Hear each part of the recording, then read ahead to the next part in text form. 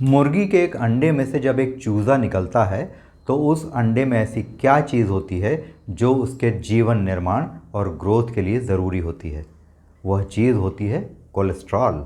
तो जब कोई कोलेस्ट्रॉल जीवन निर्माण और ग्रोथ के लिए आवश्यक तत्व है तो वह हमारे लिए खतरनाक कैसे हो सकता है। Actually speaking, cholesterol is the biggest medical fraud of the century. नमस्कार, मैं हूं रवि वर्मा और आप मेरे साथ हैं डिजीज़ फ्री हेल्दी लाइफस्टाइल के चैनल गोल्डन हेल्थ पर। तो आज हम बात कर रहे हैं कोलेस्ट्रॉल की, जिसे लगातार एक विलेन के रूप में ही दिखाया जाता रहा है और जिसे हार्ट अटैक के लिए जिम्मेदार ठहराया जाता रहा है। लेकिन क्या सचमुच ऐसा है? कम से कम मेडिकल साइंस की जो लेटेस्ट स्टडीज़ हैं वो तो ऐसा नहीं बताती। देखिए, हमारी बॉडी में लगातार लाखों की संख्या में प्रतिदिन नई सेल्स बनती रहती हैं और पुरानी सेल्स मरती रहती हैं। इन नए सेल्स के निर्माण के लिए सबसे ज़रूरी चीज़ होती है कोलेस्ट्रॉल, क्योंकि वह सारे सेल्स के आउटर लेयर को बनाता है।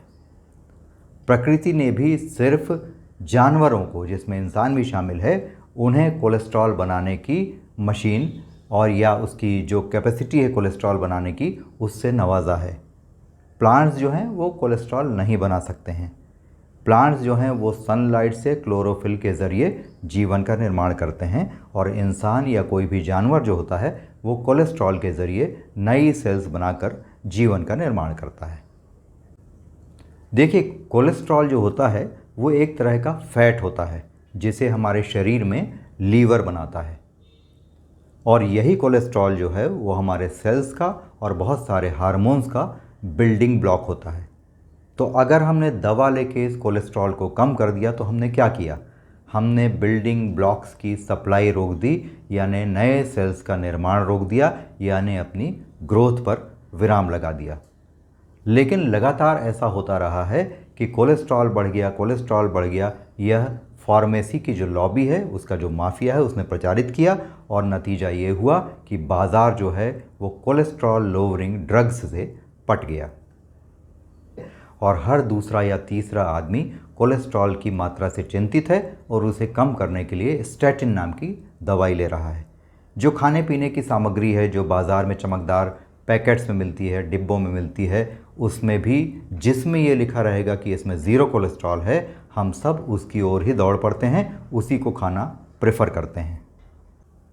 आइए अब ये जान लेते हैं कि कोलेस्ट्रॉल को विलन के रूप में दिखाने का श्रेय आखिर किसे जाता है।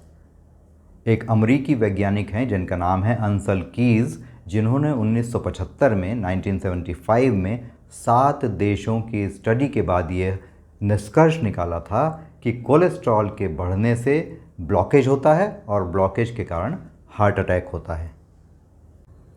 इस रिपोर्ट का नतीजा यह हुआ कि यूएसए के फूड एंड ड्रग एडमिनिस्ट्रेशन यानी एफडीए ने तत्काल प्रभाव से खाने पीने की सामग्री में फैट घटाने और कोलेस्ट्रॉल नियंत्रित करने के आदेश जारी कर दिए।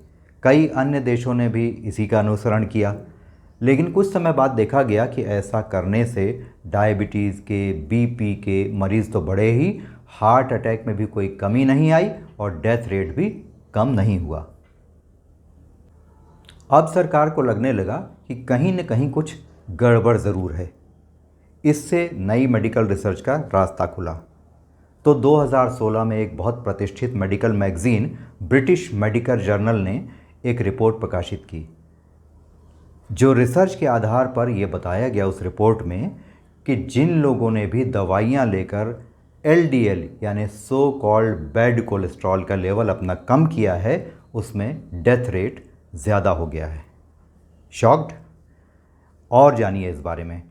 जापानी साइंटिस्ट जो हैं, उन्होंने 8 साल की रिसर्च के बाद ये पाया कि जिन लोगों में एलडीएल का लेवल ज़्यादा होता है वो लंबा जीते हैं। इन नई रिसर्च के आधार पर कुछ ही साल पहले एफडीए यानी food and drug administration of USA ने ये कहा कि आपको अपने डाइट से फैट हटाने की ज़रूरत नहीं है, क्योंकि इससे आपको गंभीर नुकसान हो सकता है। अमेरिका की प्रतिष्ठित टाइम मैगज़ीन जो है, उसने इस पर 2 कवर स्टोरीज़ भी की। इसका मतलब ये हुआ कि कोलेस्ट्रॉल को आर्टिफिशियली घटाना हमारे लिए घातक साबित हो सकता है। आप एक चीज़ यह भी देखिए कि जिन लोगों का कोलेस्ट्रॉल नॉर्मल या उससे कम लेवल का होता है, क्या उन्हें हार्ट अटैक नहीं होता? उन्हें भी होता है। उनकी भी दर लगभग उतनी ही रहती है जितना हाई कोलेस्ट्रॉल वालों की होती है। इसलिए कोलेस्ट्रॉल को विलेन ठहराना या गलत साबित करना या ये कहना कि यह हार्ट अटैक के लिए जिम्मेदार होता है, यह बिल्कुल गलत बात है। एक और जहां यूएसए में ये बातचीत चल रही है कि हमें अपने डाइट से फैट को नहीं घटाना चाहिए, हमें कोलेस्ट्रॉल लोवरिंग ड्रग्स को नहीं खाना चाहिए, वहीं भारत में ठीक इसका उलट है। यहाँ आज भी बिना सोचे समझे हर दूसरे या तीसरे आदमी को ज़रा भी कोलेस्ट्रॉल का लेवल ज़्यादा दिखा, अगर ब्लड टेस्ट में आपके एचडीएल एलडीएल का लेवल गड़बड़ दिखा तो आपको कोलेस्ट्रॉल लोवरिंग ड्रग्स यानी स्टैटिन प्रिस्क्राइब कर दिया जाता है। आखिर इससे होता क्या है? स्टैटिन कितनी जिम्मेदार है हमारी बिगड़ती तबीयत के लिए? जो स्टैटिन्स होती हैं या कोलेस्ट्रॉल लोवरिंग ड्रग्स होती हैं, वो सारी की सारी एक्स कैटेगरी ड्रग में आती है। एक्स कैटेगरी ड्रग का मतलब ये होता है कि इन्हें बिना एक्सपर्ट की सलाह के नहीं लिया जा सकता, और अगर प्रेग्नेंट वुमन इसे ले लेती हैं तो बच्चे को खतरा हो सकता है। इसका मतलब जीवन के निर्माण के लिए ये दवाएं बेहद ख़तरनाक होती हैं। यह भी देखा गया, new England journal of medicine एक बहुत प्रतिष्ठित जर्नल है, उन्होंने 1996 में प्रकाशित किया है कि कोलेस्ट्रॉल लोवरिंग ड्रग्स यानी स्टैटिन लेने से ब्रेस्ट कैंसर का खतरा 11% बढ़ जाता है।